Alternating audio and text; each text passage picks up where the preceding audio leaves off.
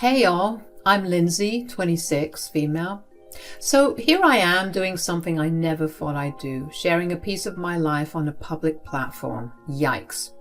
You see, I'm not one to flaunt things or share personal stuff, but this story is just too spicy not to share.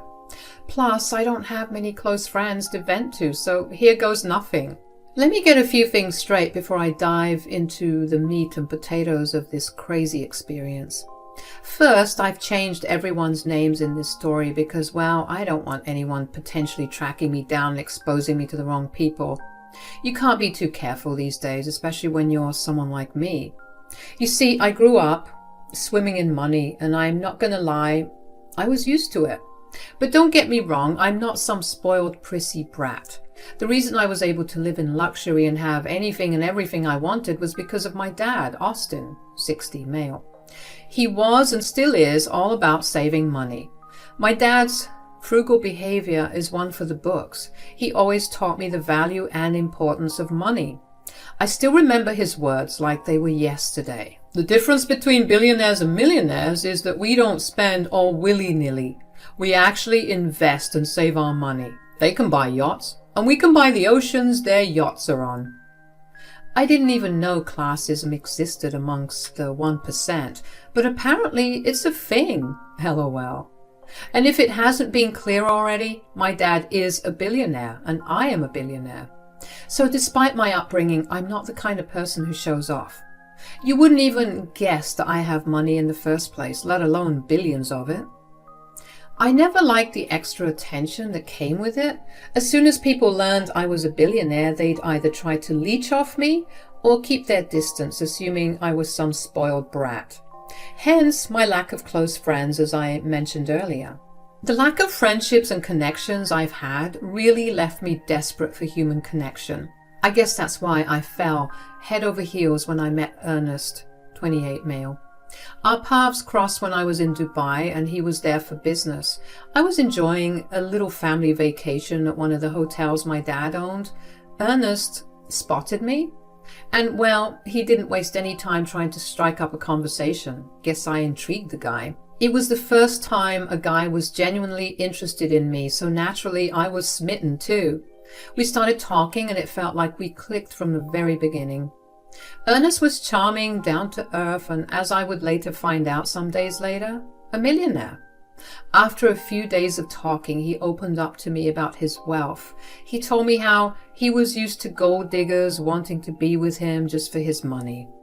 You know, you're one of the good ones. God, I never thought I'd be able to find someone like you, but yet here you are. You're so down to earth and you're not pretentious, and I'll admit, I was a bit scared to tell you that I'm a millionaire so soon. But I can't help it. You're perfect, and I really feel like fate brought us together. You probably have never seen $1 million in your life, so you're so humble and sweet, and I could marry you right now.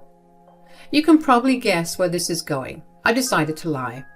I confirmed his obviously wrong conclusions about me, that I was just from your stereotypical middle-class suburban family back home in the States.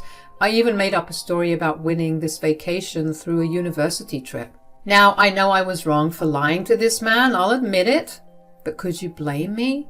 I was so desperate for love, and I was so scared of losing someone who would actually love me for me. Besides, he was a millionaire, so he understood money and the importance of it, or so I thought.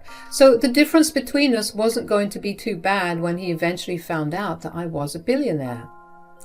I decided to keep up with this charade for a little while longer, just so that he wouldn't leave me as soon as he heard I was a billionaire, because I was scared that the tables would turn and he would turn into the gold digger, or even worse, dump me because he couldn't handle or keep up with me. Shout out to the fragility of the male ego. Plus, I wanted him to like me, you all, and he just couldn't stop gushing about how much he loved how simple and manageable, his words, I was. Now, at the time, I didn't think much of what he was saying, but oh boy, they'd come back to haunt me later. But I'm getting ahead of myself.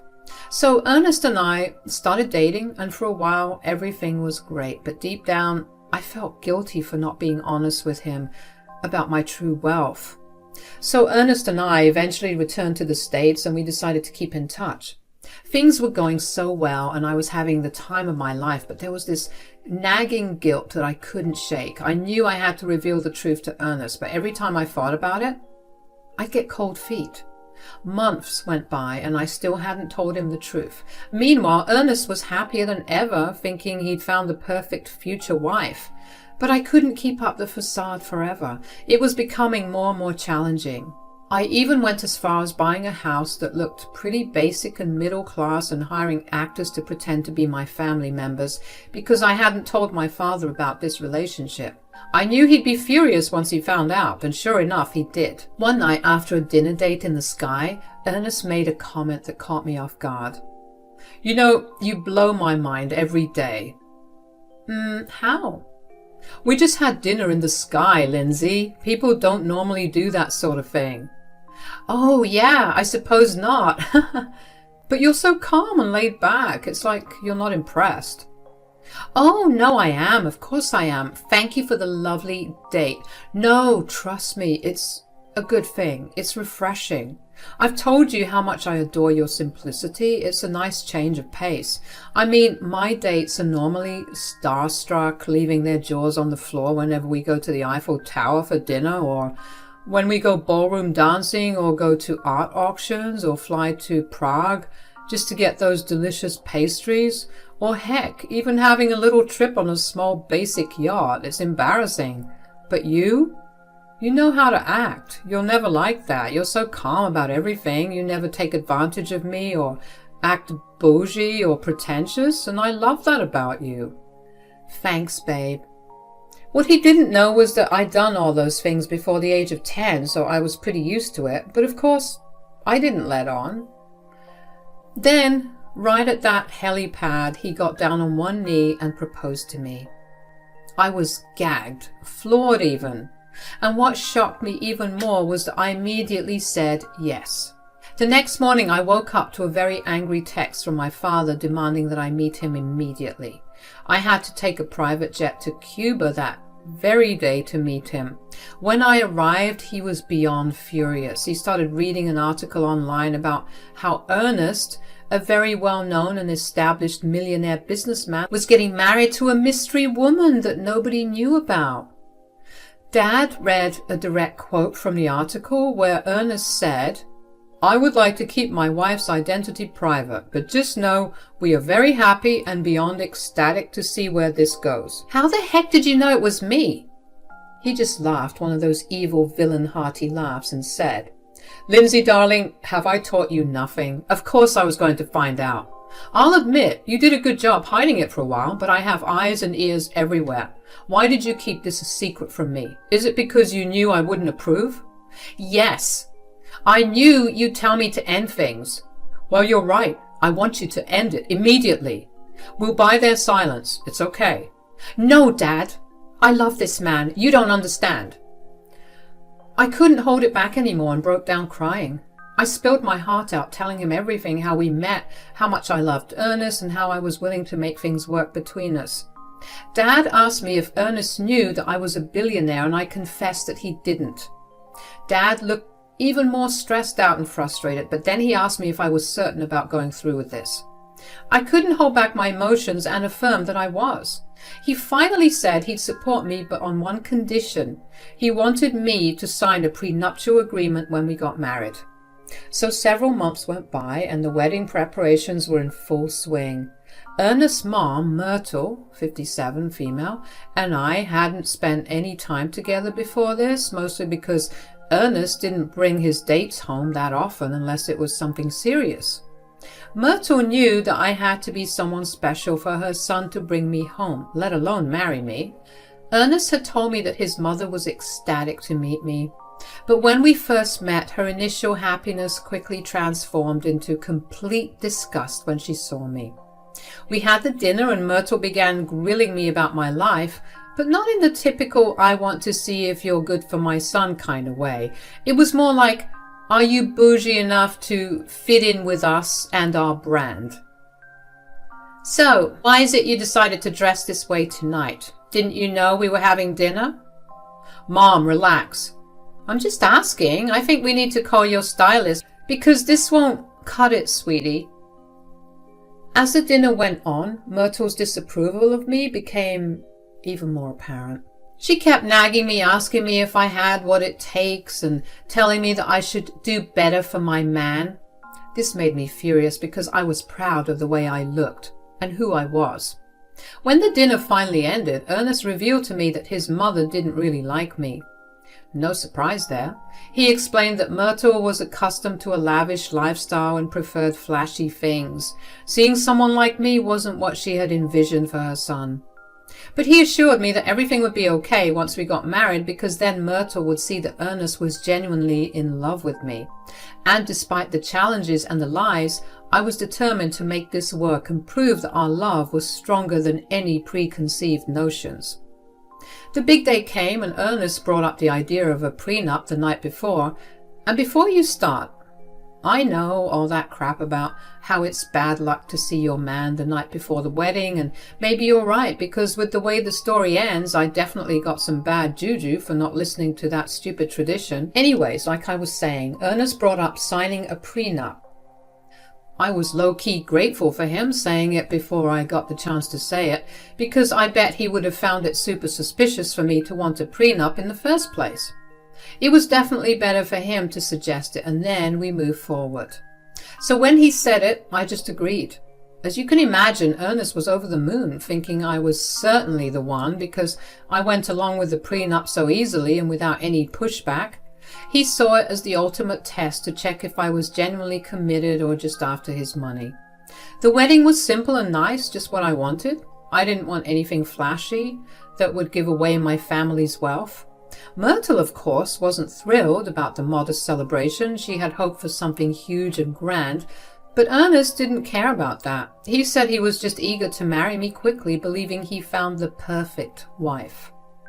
On our wedding night, Ernest spilled the beans that he bought a mansion in a new neighborhood and we were going to spend the rest of our lives there. So that's what we did. We moved from where we were staying before to this new place, and things were going great between us during our honeymoon phase. A couple of months went by and I unfortunately had to face the music. Myrtle started bothering me more frequently than usual. She wanted me to change my appearance for her son, forcing me to wear 6-inch heels on a daily basis, which was definitely not my style. I kept refusing her advice and complained to Ernest.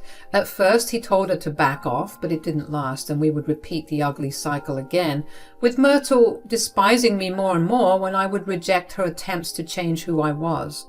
One day Myrtle tried her BS again, giving me backhanded compliments and telling me that I would be better than ever if I just listened to her.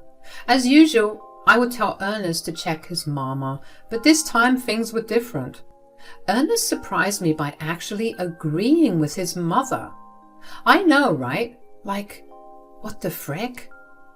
He said, it's about time you started acting, what can I say, proud. Yeah, I think that's the right word. It's about time you started acting proud of me. But I am proud of you. I don't get what my appearance has to do with that. Don't get me wrong, I love the look, babe. It's just you aren't representing me well. I don't want you to be flashy and trashy, but just, dress up a little. Gussy up more often. This revelation bothered me and it made me see our relationship differently. I started to realize that Ernest didn't want a partner to have fun with. He wanted a pretty trophy wife who knew when to stay quiet and not misuse his funds. As time passed, he became less affectionate and more controlling. I began to question everything, but the fear of being alone stopped me from doing anything. I thought I could handle staying with him even though our relationship was losing its warmth and he was becoming more controlling. One day I accidentally stumbled upon Ernest's text where he and his mom were gossiping about me. They were saying I wasn't the right fit for him and I was the opposite of a millionaire's wife. There was even one comment that said I looked too poor to even be considered middle class, and I'll admit that one stung a little. But what hurt me most was that Ernest was actually part of this bullying crap. It was clear to me that Ernest was determined to mold me into something more appealing. Seeing those texts was a major turn-off, and I started treating him coldly, which made him act feistier and more resentful because he didn't know that I knew that he was talking smack about me. As I distanced myself more and more, Ernest got shouty, demanding my submission and throwing my middle-class status in my face. According to him, I knew nothing about the life of a millionaire, and he insisted I listen to him if I wanted to survive in his world. If only he knew people like me could eat people like him for breakfast. Feeling trapped, I desperately wanted the old Ernest to come back, to love me fully like I knew he could. But that wasn't happening. He was too far gone in his quest for a perfect Barbie doll wife, and Myrtle wasn't making things any better either. She started openly insulting me, questioning why her son would ever marry someone like me. Ernest went from trying to ignore his mom's hurtful comments about me to low-key agreeing with her, and eventually full-on belly laughing when she insulted me right in front of him. "Lindsay dear, why on earth did you choose that dress? It makes you look like a frumpy school teacher. God." "Yeah, Lindsay, I probably shouldn't say this, but why don't you try dressing more like my mom?" "You know what? You're right. You should have kept that to yourself." "No, he has a point, dear. It's embarrassing." "Whatever, Myrtle. And your hair, darling, it's so plain. You really should do something with it. Maybe hire a stylist for once. I mean, you have the money now. There are certainly no excuses." "Mom's got a point, you know. A little glam won't hurt." "Honestly, Ernest, I can't fathom why you married her. You could have had any woman in the world, someone with a bit more flair." "Flair? Yeah. Lindsay, maybe you should take some notes from Bella Hadid or Kim Kardashian." "I mean, just look at her son. She's not even trying. Can't you see what a mistake you've made?" "Mom, you're too much. But seriously, Lindsay, you should definitely consider a makeover. Spice things up a bit." I was sick of it all and didn't know what to do, so I decided to call my father. He asked about my married life, but I hesitated. The plan was for me to spill the beans, to tell him he was right about everything and move back home, but I didn't want to burden him with the trash that was my marriage. And also, I didn't want to admit that I had failed. I mean, it had been a year and I was ready to call it quits. It would be a huge hit to my ego, and he probably would have started World War III if he knew how miserable I was. Dad asked again if everything was okay. I lied and said everything was fine. He was suspicious, of course, but he told me he was always a call away if things went south. He threatened to make Ernest and his family suffer if they ever treated me poorly. If only he knew.